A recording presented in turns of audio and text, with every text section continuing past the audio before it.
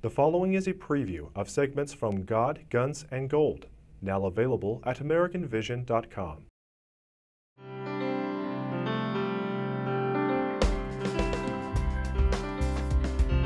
Notice how deeply theological Locke's language is.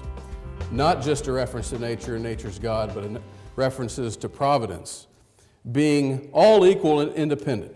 No one ought to harm another in his life, health, liberty, or possessions. For men being all the workmanship of one omnipotent and infinitely wise Maker, all the servants of one sovereign Master, sent into the world by His order and about His business, they are His property, whose workmanship they are, made to last during His, not another's pleasure.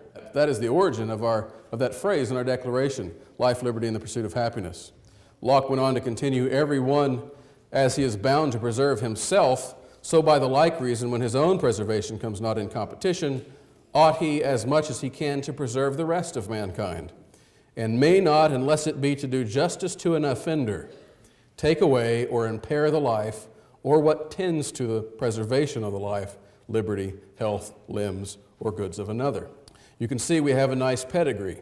This shows up again when it came time to make a seal for the United States. Some of you may know this story if you've read Gary DeMar's God and Government. You can't see it now. I'll show you a detail in a minute. Franklin proposed to adapt the biblical story of the parting of the Red Sea. Jefferson recommended a picture of the children of Israel in the wilderness, led by a cloud by day and a pillar of fire by night. But he gave in to Franklin, and actually they kind of incorporated both in it. It's ironic that Franklin and Jefferson were the two most liberal of all the founders. And yet when it came time to symbolize what America was all about in a picture, they went back to the Bible.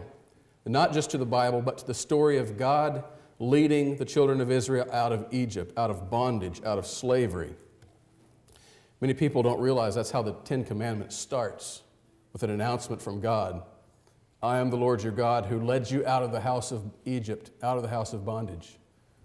The Ten Commandments is a constitution of liberty.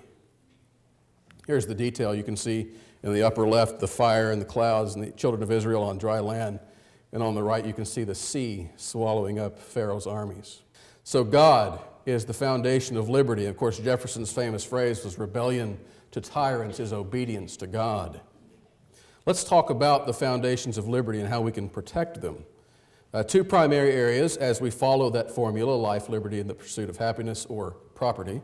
We have to protect ourselves against tyranny in our persons and in our property. So there are two means by which these areas are secured or can be secured. It certainly doesn't exhaust them all, but they are very important ones. One is arms. If you read Blackstone's commentaries, he says there are 5 principal measures of security to secure our absolute rights. The 5th of those is arms, and I want to talk about that today. And the second, to protect your property, is to be in hard assets.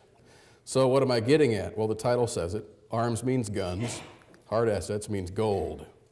There are many other hard assets. Today I'm going to talk about gold as a symbol of those. So let's talk about those two. Guns. This is probably the first theological lecture you've ever been to where you heard about guns. Patrick Henry, of course, the great object is that every man be armed, and every one who is able may have a gun. Protection should begin at the grassroots level. Noah Webster, writing at the time of the Revolution, wrote this: before a standing army can rule, the people must be disarmed, as they are in almost every kingdom in Europe. The supreme power in America cannot enforce unjust laws by the sword because the whole body of the people are armed and constitute a force superior to any band of regular troops that can be, or on any pretense, raised in the United States. 3 tips: own a handgun, own a shotgun, and own a rifle.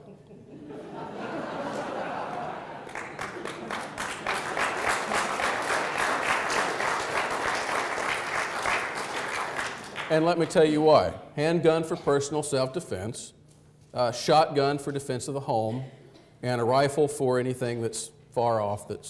Let's not think of that scenario. But they do have different uses, they have different applications. And then the fourth practical tip, learn to use them well. And now we're going to talk about gold.